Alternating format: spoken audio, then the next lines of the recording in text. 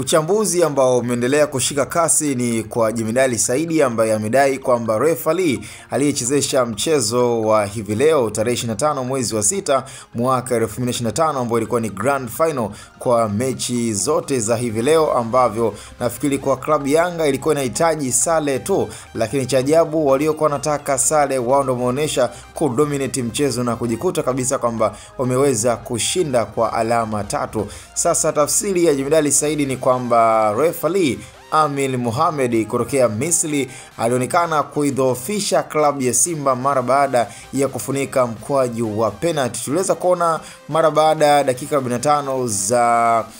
pili na kuona kabisa kwamba klabu ya Simba ilikuwa imeshika kasi na kuweza kushika nafasi kabisa kudominate mchezo na kuonekana waliweza kukamata, na mwisho siku ikatokea mistake ambayo iliweza kufanywa na mabeki wa klabu ya Simba, na mwisho siku kwa kile kilichoweza kuonekana ni kwamba haikustahili kuweza kuwa ni moja direct penalty kutoka kwa jinsi alivyoweza kungamua mchambuzi mahiri kabisa wa soka la Tanzania Jemedali Saidi, na huku akidai kabisa kwamba ukiachana kwamba ni referee ambaye ametoka nje, ametoka Misri na ana experience, kwa sababu referee Amil Mohamed alishawahi kuchezesha Super Cup ambayo nafikiri kiwalisia ni moja ya michuano mikubwa ya ushindani, na mpaka anachaguliwa yeye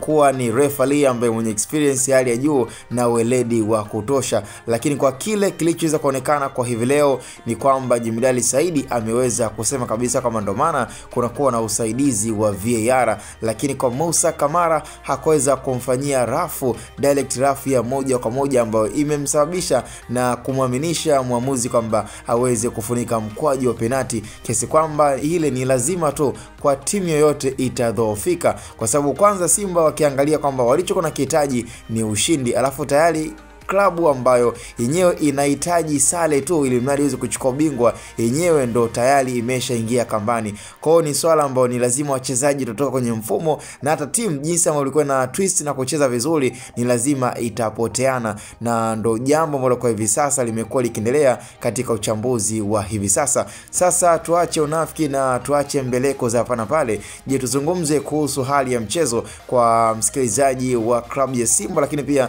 na msikilizaji wa klabu ya Yanga. Yani tuzungumze soka na tukutane katika upande wa maoni kuzungumzia hivi leo kwa klabu Yanga ikiwa imeweza kuchukua kombe la mwaka 2024 mwaka 2025 katika ligi ya NBC. Bwana, tukutane kwenye upande wa comment ni Hatboy Media, na hiyo ilikuwa ni nukuu kutoka kwa mchambuzi mahiri Jemedali Saidi. Sasa je, kwa mtazamo wako unalipi la kuzungumza ama unalipi la kusema?